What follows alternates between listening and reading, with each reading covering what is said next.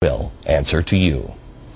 Someone who I think understands this concept better than most is the governor from Alaska, Sarah Palin. I first started reading about her last spring when she gave birth to her son, Trig. I'm the dad of a special needs child. And we had something in common. And I called her up because I just was moved by the way she reacted to the birth of her child. She was real.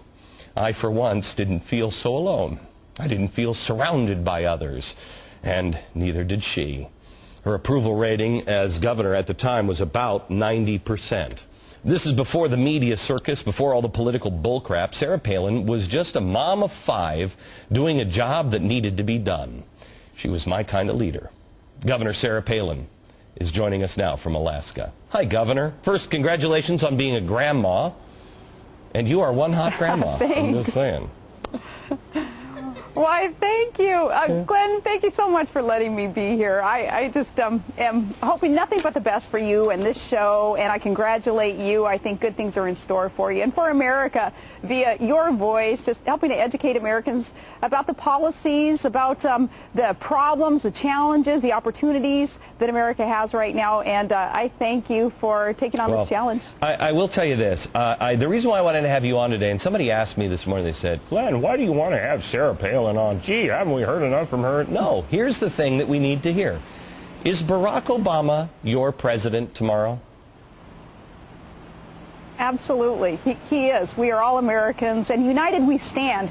I am proud of our country. I am proud to be able to acknowledge finally that color will never be a barrier. Henceforth, it should never be. Gender should not be a barrier for promotion, for elections, for anything else. Barack Obama represents that. So I am proud of where our country is today, and I look forward to the optimism and to the promise that I have faith in that his administration will help to usher in. What I especially appreciate about Barack Obama, even hearing him this morning in a speech, he talked about bringing everyone in a united effort to progressing our nation. Everyone, regardless of whether you have a title behind your name or you went to some kind of elite school, whether you have any money or not, those who want to serve this country, want to serve our communities, want to put our families first as top priority. He wants to bring everybody in together to progress our nation in that direction, and I'm very optimistic about what it is that he's going to be able to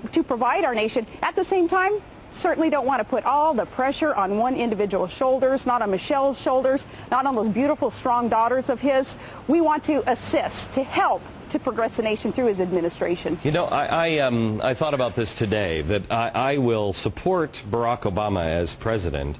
I'm not going to be the people that were just hated George W. Bush. I don't hate Barack Obama. I happen to disagree with his policies, as stated before, but let's see what he does. I have to support him I think it's an American responsibility. Support him in every way that you can, and stand up against those policies when you must. Absolutely. And already, you know, I've spoken out against some of the policies that I've heard him speak on in regards, for instance, to energy development in our nation. I know that Alaska has the energy resources that need to be tapped into and flowed into hungry markets across the U.S. so that we're not reliant on foreign sources of energy. And it's a policy that I feel strong about. I don't believe that Barack Obama and I don't believe that we agree necessarily on that policy. I will speak out against those things that I disagree with him on, but at the same time, he does have, I believe, a strong desire, a sincere desire to bring this country together under an umbrella of optimism and hope, and I look forward to working with him on that. Okay, are you concerned? Why wouldn't you? And this is the opportunity. Are you concerned at all about the seeming global effort to discredit capitalism?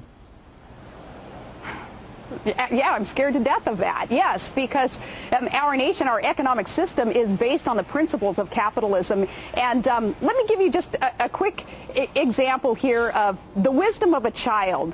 My daughter, Willow, she was listening to the news the other day, and they were talking about a promise that had been made on the campaign trail that there would be a 95% tax cut for 95% of Americans. And my daughter, Willow, says, 95% of Americans, right on. But what about the other 5%? And I said, well, see, that other 5%, they're the ones who have money. They're the ones who create jobs and create wealth, and they own businesses. And she says, why would they be punished for their success? And I thought, the wisdom of a child, that is common sense. No, there needs to be tax cuts in this country. There needs to be incentives for more economic growth, not looking for government to be the bailout system, to be the bailout venue, but allowing our private sector to grow and progress, our families, our businesses to keep more of what they earn so that they can reprioritize the dollars that they're earning, that they're producing for their priorities so that we can get the economy rolling. Governor, I know you've agreed to stand by for, after the break, and I'm going to unleash the public. I think Meet the Press is the most arrogant thing ever. I mean, just the name, Meet the Press. Who cares about the press? I think our politicians should be afraid of the people.